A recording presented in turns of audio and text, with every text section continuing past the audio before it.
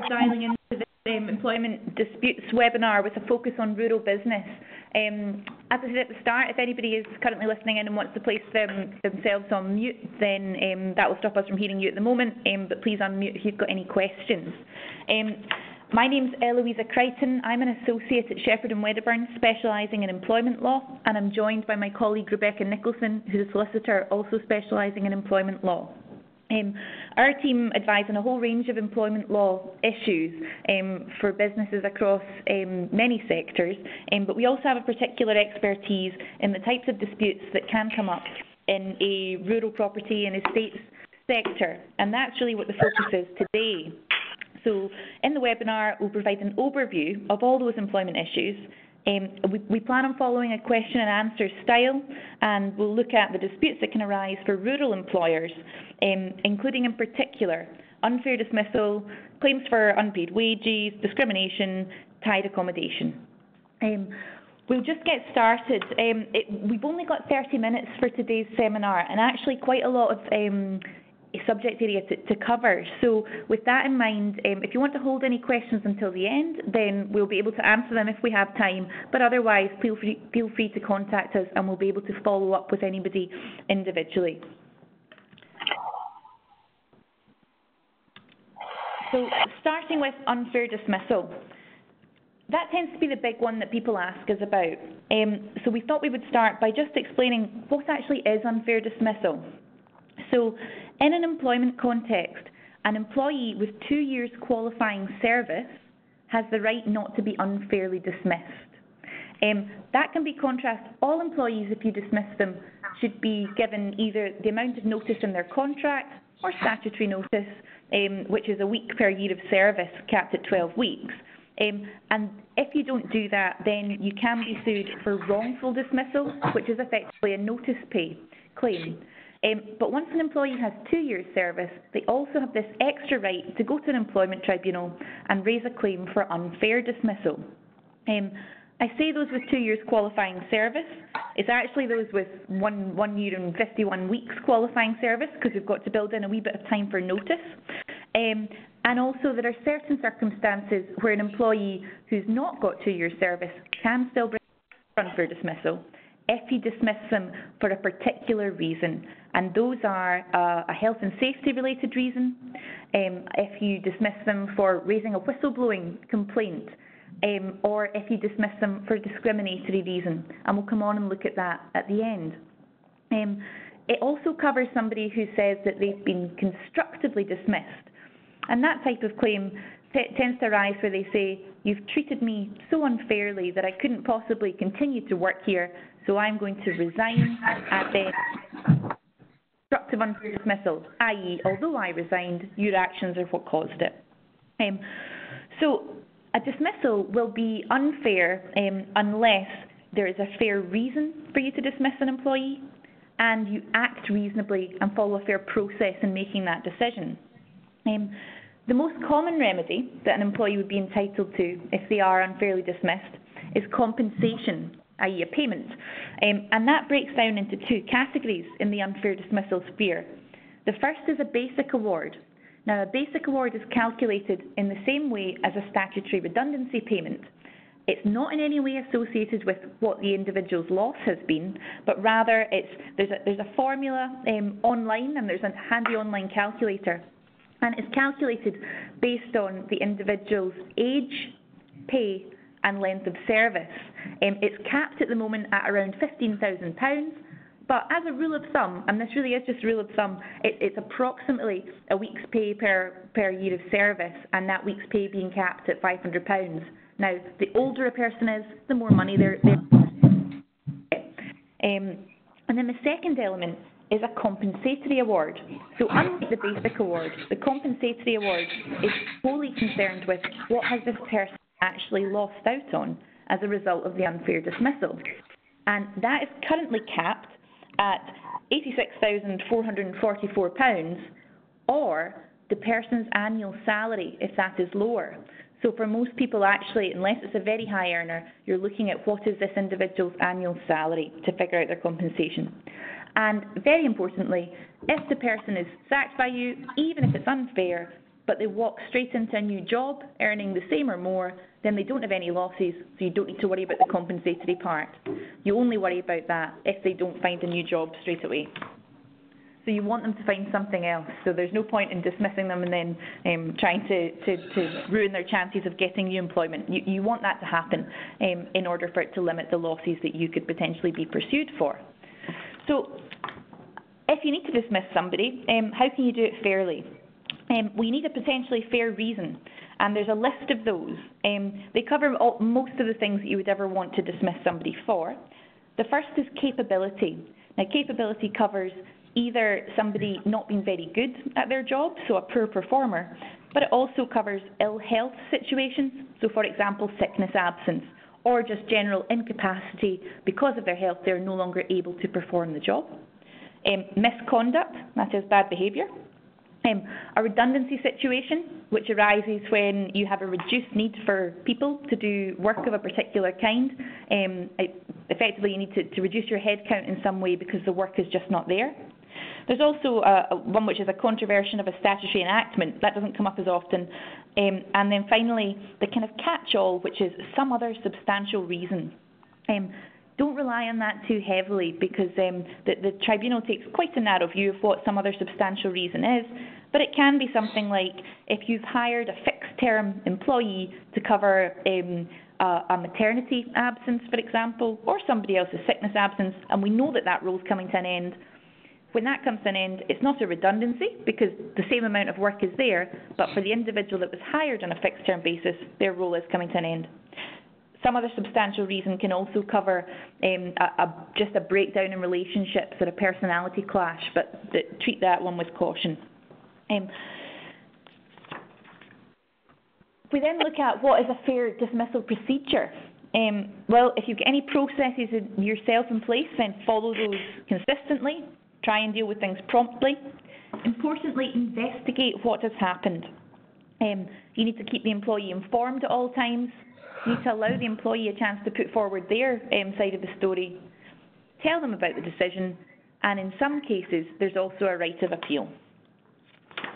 We can't go into full detail of this because we've only got 30 minutes, but that's the key thing to bear in mind. And I should also say that when we're doing this, that the main stages in a misconduct case, so somebody behaving inappropriately in the workplace, you want to carry out a thorough investigation, and then, if possible, you want somebody separate to then run a disciplinary hearing and look at that investigation with fresh eyes and reach a decision. And then you want another separate person available, ideally a more senior person, should there be a need to have an appeal against that decision.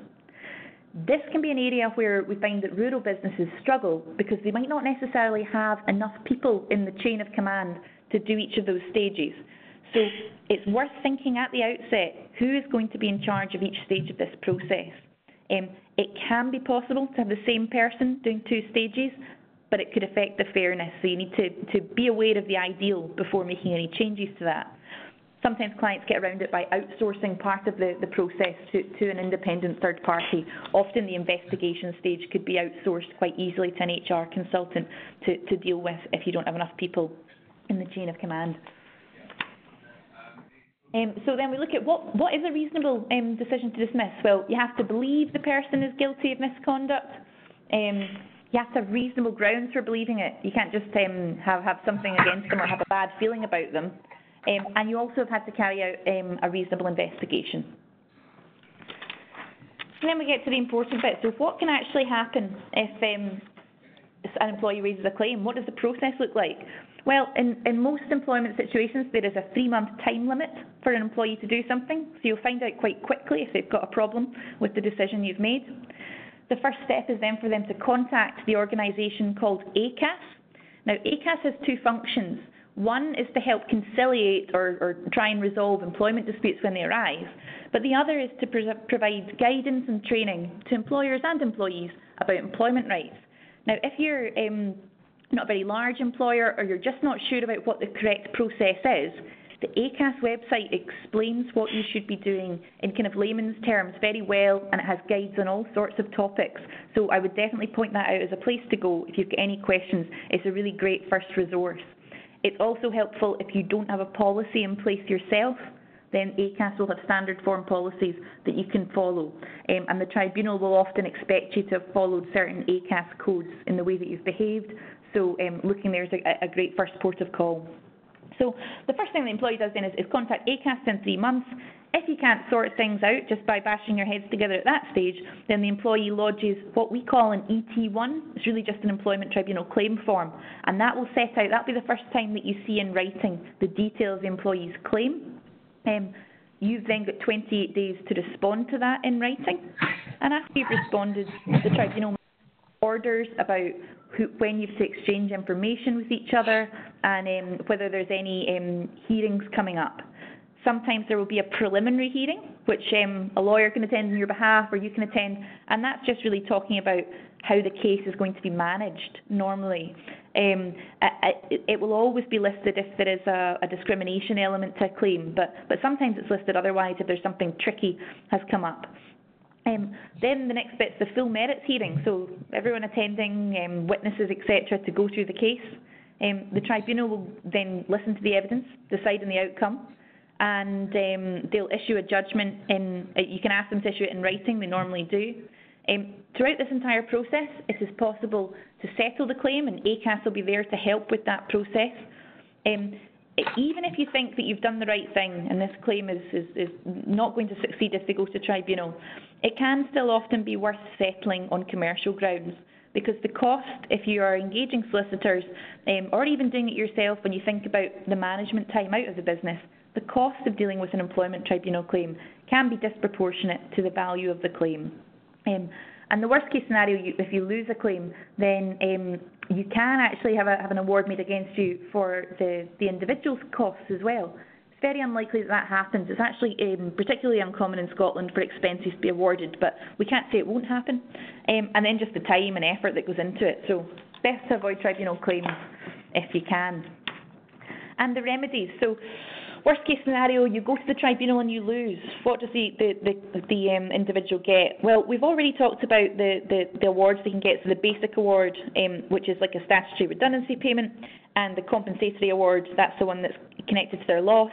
The other thing that can happen, though, is that the tribunal could say that they think you've really made the wrong decision and there's no reason why this employment couldn't continue, so let's reinstate the person. So they're back with you because the tribunal's ordered it. And that can be into the same job or a similar job.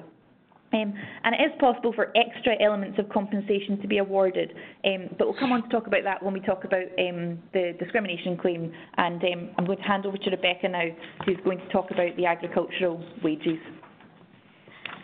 Thank you. So as Eloisa said, I'm going to take a look at agricultural wages, which might be a fairly common issue for rural businesses. So the first question to look at is which workers are actually entitled to these wages.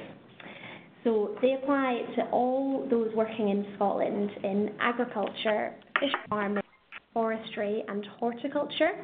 This includes gardens, market gardens and nursery grounds, but does not extend to private or ornamental gardens from which none or just a small amount of produce is sold. It doesn't apply to workers who are of school age, but it will include those who are working part-time or to university students who are working over the summer, and also to those who might be doing piecework for the business. In Scotland, it's the Scottish Agricultural Board that sets the minimum rates of pay and other standards of entitlement for these workers.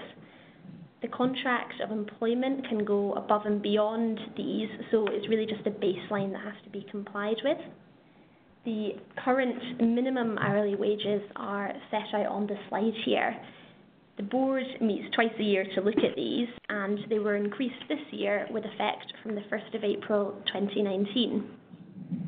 The minimum hourly rate of £8.21 for all workers is in line with the national living wage and with the current minimum wage for all workers who are aged 25 and over. There are also set rules for whether workers are entitled to overtime, and this is dependent on how long they've been with the business for. If they've been employed for up to 26 weeks, then they'll receive overtime if they're working more than 8 hours in one day or more than 48 hours in 1 week. If they've been there for longer than 26 weeks, then they can get it if it's over 8 hours in a day, or as well as setting minimum rates of pay, the board also looks at holiday entitlement and sick pay. The holidays that an agricultural worker will be entitled to are dependent on the number of days they work during a normal working week. This is usually fairly straightforward to calculate, but there can be a situation where you've got a worker who is perhaps working different days each week. If this is the case, then the way to calculate their holidays is to look at the average number of days that they do work over a 12-week period. As we've highlighted on this slide, there are two special holidays as defined in the regulations, and that's Christmas Day and New Year's Day. If a worker is going to be working on either of these days, then they're entitled to be paid at least 3 times the minimum hourly rate, and they're also entitled to take the next normal working day as a holiday. Finally, the board also sets minimum sick pay entitlements. Workers will qualify for this if they've been employed for more than 52 weeks. This is calculated by taking the number of days that a worker is contracted to work and timesing it by 13. For example, a worker who works 5 days a week would be entitled to 65 days of sick pay in any 52-week period. If they're absent for longer than 52 weeks, then they're entitled to a further 13 weeks of sick pay, and thereafter they'd be entitled to statutory sick pay for a maximum of 28 weeks. To calculate agricultural sick pay, an employer needs to look at the minimum hourly rate that this worker is on and multiply that by the number of hours they normally work per week. This excludes overtime and is capped at 39 hours a week. This figure is then divided by the number of days per week which the worker is contracted for. So what happens if something goes wrong and an employee is underpaid? Well, they can raise a claim in the Employment Tribunal for unpaid wages. A claim can be raised whilst the individual is still employed, so there's no need for them to resign to bring the claim. However, any claim does have to be raised within 3 months of the last unlawful deduction. If a worker has left the employment, the same time limit applies for most other claims, so they've got 3 months to bring that claim. Unpaid wage claims cover any sums that are payable to the worker in connection with their employment, and this extends to cover any fees or bonuses, and also covers things you'd expect like sick pay, family leave, and holiday pay. It also includes the right to paid time off, and that will cover, for example, attending antenatal appointments, carrying out trade union duties, or taking time off if they need to undertake training or look for work during a redundancy process. If a worker does raise a claim, then the remedies that they can seek can be a declaration that there's been an underpayment. They can also ask for repayment of the sums that are due and for compensation of any further financial loss they have suffered. So this would be looking at any financial loss sustained that's attributable to the underpayment, and so that could include bank charges or any interest if the underpayment has caused their bank account to go overdrawn, for example. Where the tribunal finds that part of a deduction was lawful, perhaps because it was permitted by a statute or the contract of employment or the worker themselves authorised it, then the tribunal can deduct the lawful part but order that the remainder is repaid. Moving on to the next topic here, which is tied accommodation, which can be quite an important issue for rural businesses. So tied accommodation is a property that's provided to a worker as part of their job. There are different types of tied accommodation, and the worker's rights will depend on the type of occupancy that they have. As I said, rural clients in particular can face difficulties with this, and so it's really important to think about what might happen on the termination of employment, as this tends to be really where the issues can arise.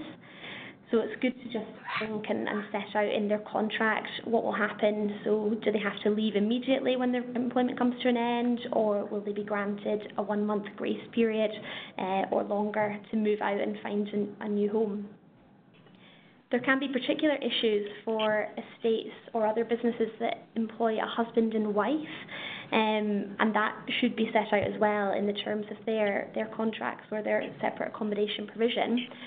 For example, you need to think about what would happen if the wife was to leave but the husband was to continue to work. Would they still be entitled to stay in the same property? Or perhaps what could be more problematic is if the husband and wife were to separate and one was to leave the estate. Would the remaining partner be allowed to stay on in that property, or should they move to a smaller one, perhaps to make way for another couple that might move in? Whilst these issues might seem remote and they're not the kind of thing you want to think about when you're first employing someone, it is best to cover these off at the start of the relationship so that everything is dealt with then. Another big issue that we can come across is assisting estates when an employee does not want to leave the property at the end of their employment. This can be a really difficult situation, and often legal action will have to be taken if they or their family refuse to leave. It's illegal to use force to evict them from the property, so an order has to be applied for through the court, and then a sheriff officer has to be sent in to enforce this. This is obviously not a very nice situation for either party to be in, which is why dealing with these matters up front and managing expectations can be really helpful to avoid these issues towards the end of the relationship. To further complicate matters, agricultural tenants have additional rights to stay on in accommodation after their employment ends if they have an agricultural tenancy.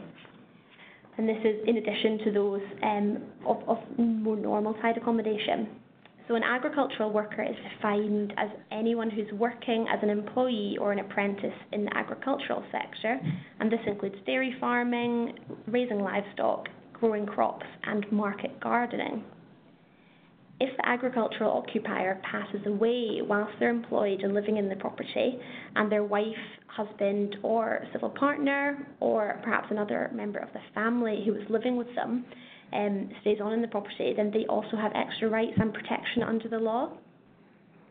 An agricultural occupier cannot be evicted against their will without a court order, and before this is even applied for, a notice to quit has to be issued, and this has to be given with at least 4 weeks' notice, or 40 days if they've been there for more than a year.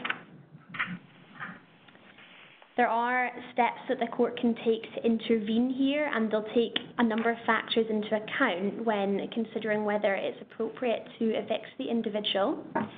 They can look to suspend the eviction. For example, if the tenant's been taken to court within 6 months of the tenancy coming to an end, they can look to suspend it until that period is up.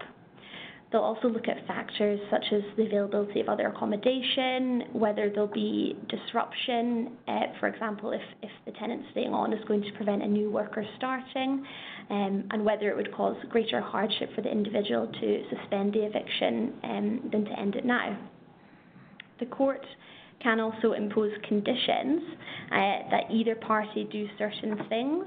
For example, the tenant can be ordered to pay back any rent arrears or to pay compensation if, for example, they might have damaged the property. If the court doesn't suspend the eviction and the tenant thinks that this is because the situation has been misrepresented, then they can look to claim additional compensation for this. But again, that would only apply if the order is granted within 6 months of the tenancy ending. That was a quick run-through of tied accommodation, which can bring up a lot of issues. So if you have any questions on that, feel free to send them in. And the final one that we're moving on to now is just discrimination.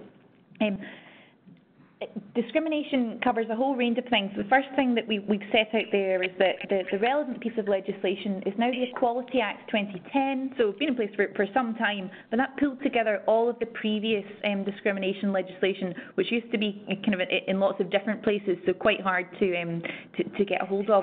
What it did was it effectively harmonised all the discrimination rules and set out what's now defined as a protected characteristic, now listed, so age, disability, gender reassignment, pregnancy and maternity, race, religion or belief, and that doesn't need to be religious beliefs, it can cover other strongly held beliefs like philosophical beliefs, sex as in gender, sexual orientation, and marriage or civil partnership.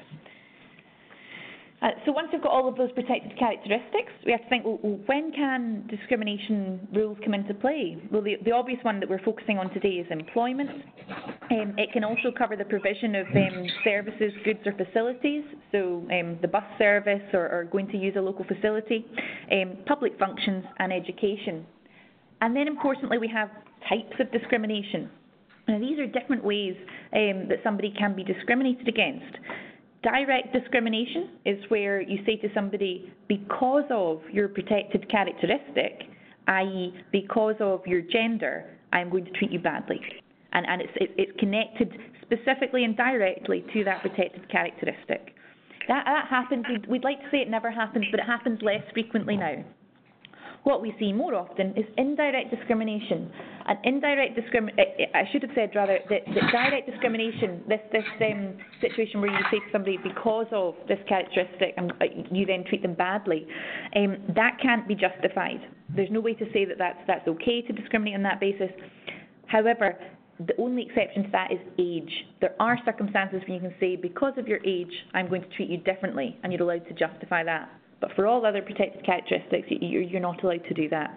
The next type of discrimination is indirect discrimination, and in broad terms, that is where you apply the one policy to everybody, but because of somebody's protected characteristic, it affects them more than it does others. A classic example of that might be that you require all of your staff to work on a Sunday. That will have an indirect discriminatory impact on somebody of a Christian faith who may want to go to church on Sunday. But you are allowed to justify that policy, provided you can show that it's necessary in your business and you can evidence why that is. So that there's some scope there to justify an indirectly discriminatory policy.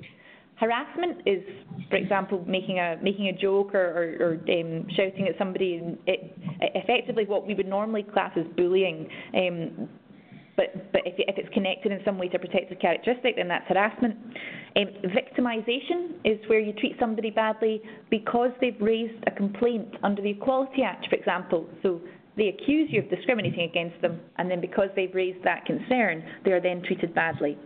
There are two more that apply just in the context of disability, and that is discrimination arising from disability. And an example of that is if somebody's disability, for example, makes them more likely to be absent from work, you may decide to dismiss them because of their absence. Now, you're not dismissing them because they suffer from a particular condition, but rather the consequence of that condition is that they have poor attendance and you're dismissing them because of that. So it's one step removed. Again, you are allowed to justify that decision, but you need to show that you're being reasonable in applying that policy. And then finally, a failure to make reasonable adjustments. This is, again, just related to disability, but it is a very onerous burden in some cases for employers because it's proactive. And what you need to do is identify, is there a person that I'm employing that is being subject to some kind of detriment as compared to able-bodied employees? And if there is, then is there any steps that you can take to alleviate that disadvantage that they're encountering? And you're not allowed to say that the cost of it is unreasonable. So, for example, if there is a deaf person working there, can you put in place a hearing loop? And there are a whole range of examples, but you really have to think quite widely. If there's somebody that suffers from a disability, how can you make the workplace more possible for them to work in and alleviate that disadvantage for them? It is possible to seek advice on that from certain charities if you know what the condition is that they're suffering from, and also to send people to occupational health if that is available, just to ask what would help here. Similarly, you can ask them to confirm if they've got any ideas, or you can ask them to speak to their GP about it as well to get some suggestions. But that can be a difficult thing to deal with. Employment can come up in an employment context at the stage of a job applicant or prospective candidate. It can happen in respect of your current employees, and it can also happen in relation to former employees as well, so really a whole sphere. And stop here to say, why should you be worried about discrimination? Well, other than the fact that you don't want to be discriminating against anybody, the legal risks are that, firstly, it's a day one right. You don't have to wait 2 years to have a qualifying service to be able to raise this claim. You can raise it on day one. And as I mentioned at the start, this is one of the reasons where if you dismiss somebody and it's found that that dismissal is discriminatory, then even if they're a brand new employee, they have a right to raise that claim. As we've talked through before, in some cases you can't justify an act of discrimination, so you really have to be quite careful. There's no cap on compensation, and this is the one that often worries people the most, particularly if you bring the employment to an end of an older employee who might not find another job somewhere else. You could find yourself on the hook for career-ending loss, so that can span for quite a long period of time and be costly. In addition, employees who raise a discrimination claim can also seek injury to feelings awards.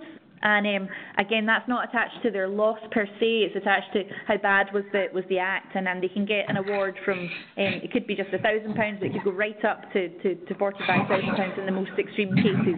And even technically the tribunal can increase it beyond that. But the final one there, just to flag, is that the rules around discrimination are really complex, so even with the best intentions, it can be quite easy to accidentally fall foul of discrimination law. So it's always worth taking a wee bit of advice at the start, or at least checking the ACAS rules to stop yourself from making a mistake down the line. We've reached the end of our time slot, so if anyone does have any questions, we've put our contact details there. So I think the best thing to do is just email in or give Rebecca or myself a call, and we'll try to answer any questions that you might have. But we hope that's been helpful for you today, and thank you very much for taking the time to dial in.